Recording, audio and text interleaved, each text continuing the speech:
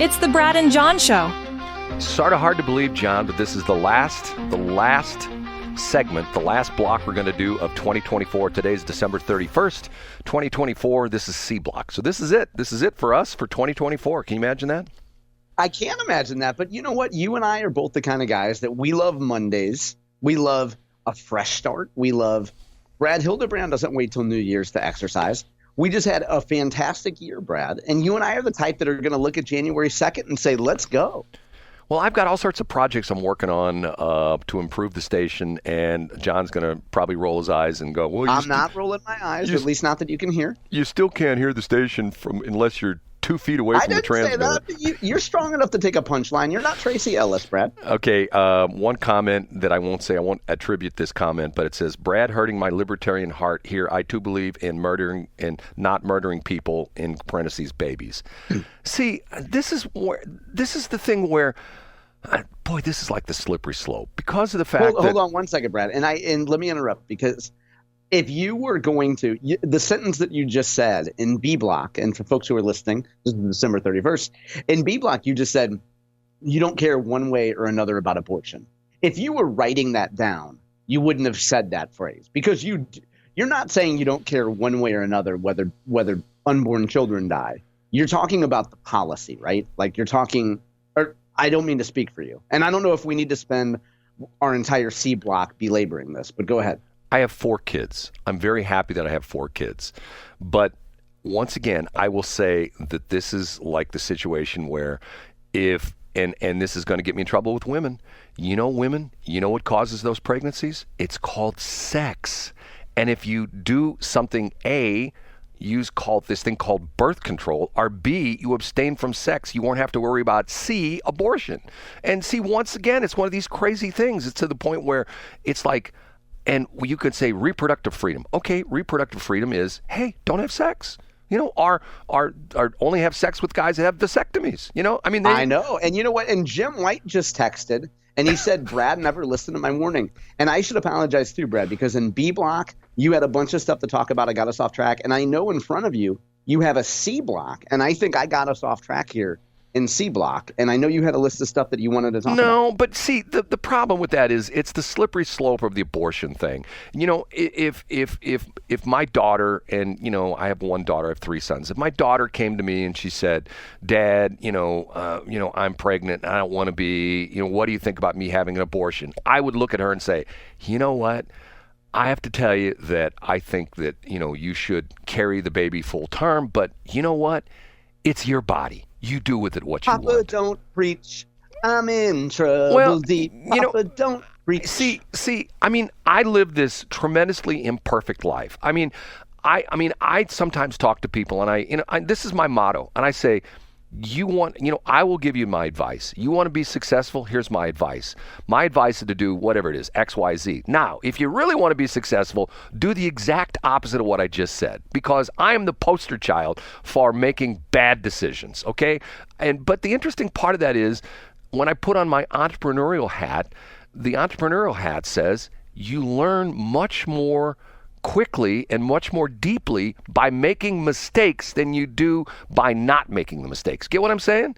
I get exactly what you're saying. As your kid, when you're growing up and you put your hand on the burner on the stove, you realize real quickly that's not the thing to do. You know what I mean? I do know, yeah. And sometimes, it's just like going to the gym. Years ago when I first started working out at the gym, and I don't know if I told the story, I got into it. I got into it really heavy. I worked out at George Turner's gyms, which is like the Muscle Beach kind of gym.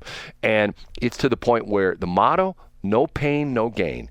And some people don't understand that. When you become when you really start to push the weights and you really, really, really start to do heavy lifting, you understand that, because you understand that what makes your muscles stronger is pushing them to fatigue, which hurts, but yet you rest, you come back. That's why if you do your lower body every other day and your upper body on the off days, stuff like that. That's what the whole thing is about. You hurt yourself and then you recover. And that's the way life should be. But child rearing now, my youngest kid's now 31, and to the point where I think that I was too protective of my kids, but I was not that person. I was not a helicopter parent, nor was their mother. Now, did we care about them? Yes. Did we hover over them? No, not necessarily. But I go back to my upbringing, and maybe you're the same thing, John. There were days in the summer I left my house, at 8 o'clock in the morning. I didn't come back till 8 o'clock at night. My mom didn't know where I was at. There was no cell phone. There was no, GPS tracker on me or no, AirTag or anything like that. And you know what? I think that the problem we have right now is that everybody's led this incredibly sheltered life. I shouldn't say everybody. Too many kids have led this incredibly sheltered life, but that's just me. What do I know? And the answer to that is always not much, or in most cases. Incorrect. You know a whole lot. And again, Brad, I think I hijacked your list, but you had some stuff in B and C block that you wanted to talk about, I think. Okay, here's interesting. Do you know we have a new national holiday? No, I didn't know that. January 9th. It's not going to be a recurring. Do you know this? January 9th, Biden has declared January 9th, the federal government is going to shut down January 9th. You know why? No, I didn't know. You don't know about this? No, I really don't. Jimmy Carter's funeral. Oh, wait, we're making that a national holiday. At least for this year. And watch, okay. And once again, Jimmy Carter, I think if you want to be respectful to the man, we'll say he was a terrible president, but he was probably the best non-president. You know what I'm saying? I mean, and as opposed to... You mean outside of policy, you think he was a great man? No, I say as once he got out of office, he became a great non-president or past president. He's a former president. Former president, okay? Okay, yeah, as opposed to Obama, who's standing on his pulpit saying, "You black man, if you don't vote for Kamala, she's black just like you." Come on, dude. I mean, Yeah, he should be out there swinging a hammer like Jimmy Carter. Right. And to the point being that Jimmy Carter was a terrible president. Let's be honest. Terrible president. And the interesting part of that is that I think this is going to be I think there's going to be tremendous parallels between Jimmy Carter and Joe Biden, because I think what you're going to see is that Trump's going to come in and already doing stuff. He's going to come in and he's going to kick butt and take names, and the leaders of the world are going to take notice, and they're going to go, okay, here's Trump, and we think we had problems with him before. He's back and he's on steroids. You know what I mean? He's like... Yeah. He's with the dial turned up to 11 this time. Right. He's almost been killed twice. He came within literally, fraction of an inch of being assassinated, and then another guy who didn't get a shot off but was trying to assassinate him. This guy knows what he's doing. He knows now who not to listen to and who to listen to. He knows that he needs loyal people around him, not people who are just looking to climb the ladder like the Josh Hawleys of the world. Did I say that? And I think you're going to see some interesting things come with Trump. And I think, I have to tell you, I think that this is going to be interesting because I think Trump is going to be a peacemaker between Russia and Ukraine. I think that's going to work. I mean, as crazy as that may sound, I think that's going to work. I think, and I can totally see him wanting a big, lasting legacy like that, and him to be for whatever motivation, because he wants to brag about it, because he really believes in it, or whatever. I don't think it's as much as a legacy. I just think it's the right thing to do. Because remember, the experts told us that once Russia invades Ukraine, the war is going to be over in 72 hours, what they said? And very quickly. 2+ years. And the interesting thing is, I talk about this all the time, asymmetrical warfare. This is a perfect example of that the Russians with their tanks and their armored personnel carriers and stuff like that are up against a ragtag, for the most part, a ragtag Ukrainian military who has no navy, but yet sunk how many Russian ships? Sunk the flagship of the Russian Navy, one of the destroyers. And I mean, okay, and see, just like the other day I talked about this. Okay, McDonnell Douglas, or I hear not McDonnell Douglas, Boeing can turn out. You're showing your age, right? Brad. I'm showing my age. I could have said McDonnell. Okay, they can turn out all these F-18s. Okay, and the F-A-18s, whatever they're making up there. Okay, I still say what the Americans should be focusing on. Let's buy 10,000 drones and put a couple pounds of C4 in each of those 10,000 drones, and say, Okay, Putin, guess what's going to happen? If you don't do something with Ukraine, we got these 10,000 drones. You know what? They only cost us $1,000 a piece. We bought them on Amazon from DJI, and we're going to put a pound or two of C4, and we're going to send 10,000 drones at the Kremlin in one day within 20 minutes. Try to stop them all. You know what I'm saying? I do know. And I would be surprised, Brad, if somewhere, there's some group in some secret area that has been testing the viability of that somewhere. I would hope so. Well, but see, even Elon Musk has come out and said the future of warfare is not going to be manned aircraft. And once again, this guy's somewhat of a visionary. I couldn't agree with him more. I mean, does he mean that it's trinary aircraft? Because if you want it non-manned, you could probably do trinary, right? Yeah, non-trinary. Okay, enough of that. Okay, one other thing here. your what do you call it? Lobbyist buddy who's with Ameren is not going to be happy with what I'm going to talk about. There's a story on stlpr.org, okay? And it's a puff piece. It's written by Kate Grumke. You're familiar with Kate Grumke of STLPR? You know who she is? Yeah, I sure am. And folks who want to follow along, Brad, this was on my website yesterday. Yes. So it was on my website yesterday. And the headline is 3 new Ameren solar facilities are now providing energy to Missouri customers. And you're thinking, wow, isn't this great? We got green energy. And the article talks about Ameren, Missouri now produces hundreds of megawatts of new solar energy that are lighting homes and businesses across the St. Louis region. First off, that's not necessarily true, but that's a whole other story. The utility announced in December that it had brought three new solar facilities online. These are the largest solar sites Ameren owns. So you're thinking, wow, they're cranking out the power. And the article goes on to talk about, quote, this is going to be a big year for solar for Ameren, said Robert Riegler, Director of Project Management Construction for Ameren Missouri Renewables. Though we do have other solar projects, these 3 sites will by far move the needle for us the most. Okay? And they say the utility can now generate up to 150 megawatts at site in Cass County, 150 megawatts in White County, Illinois, and up to 200 megawatts at a site that spans both Audrain and Rales County in Missouri. Together, they produce enough energy to power up to 92,000 homes for a year, the utility said. Okay?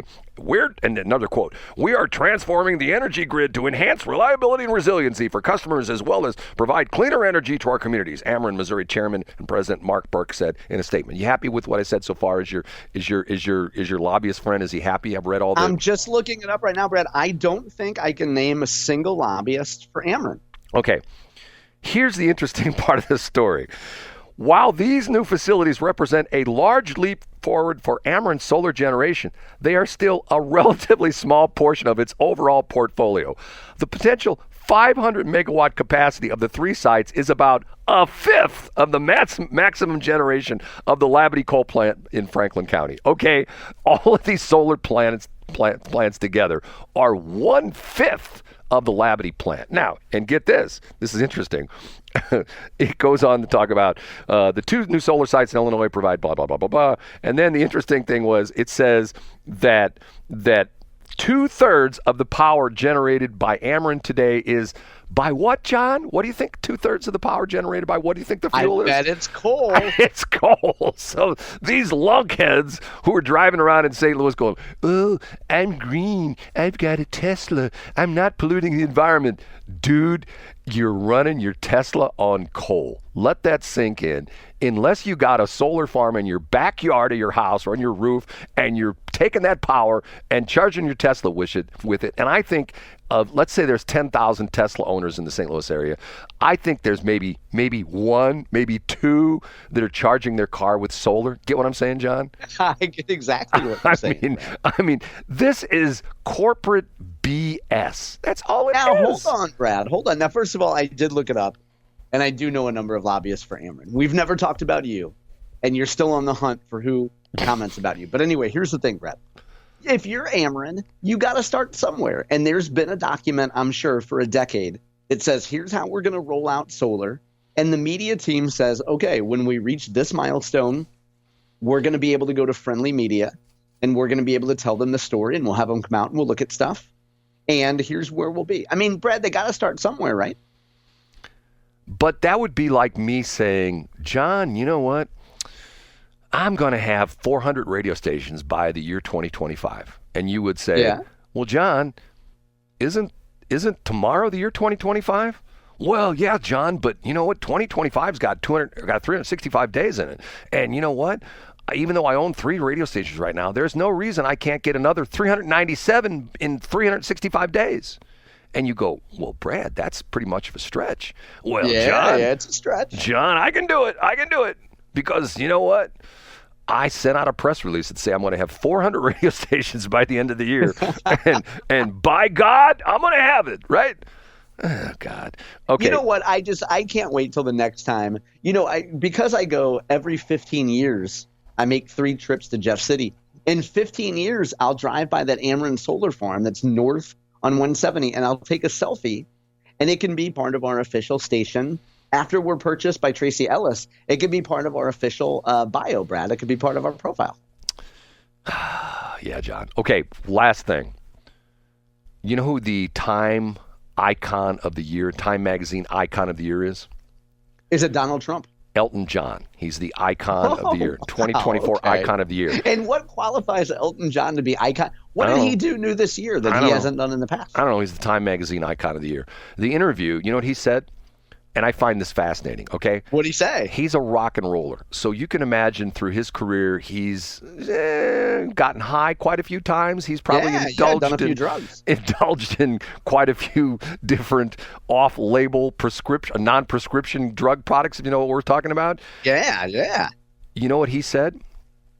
What's that? The scourge of North America is legalizing marijuana. He says, wow, did he really? Yes. He came out and said, in no uncertain terms, he said marijuana is a gateway drug. The mistakes that North America made, specifically United States and Canada, was legalizing this drug. He says it will come back to haunt the country of Canada and United States. I don't know. Does Mexico have legalized marijuana? I don't know if they do or not. I don't think it matters. I think they just smoke wherever they want. And you know what? I couldn't agree with him more. And the sad part of it is, once again, why do all these governments, why is Steve Ellman fighting over 3%? Because that's exactly why they want marijuana, because the government makes money off of it. Of course it is, Brad. Yeah, it has nothing to do with health. Like, that's an ancillary thing, right? And you can say we need it for mental health and stress relief. Well, then why don't we give people a little bit of trucker meth or a little bit of H? So what I see, you're right on board. One of my goals for 2025 is we kid about it before.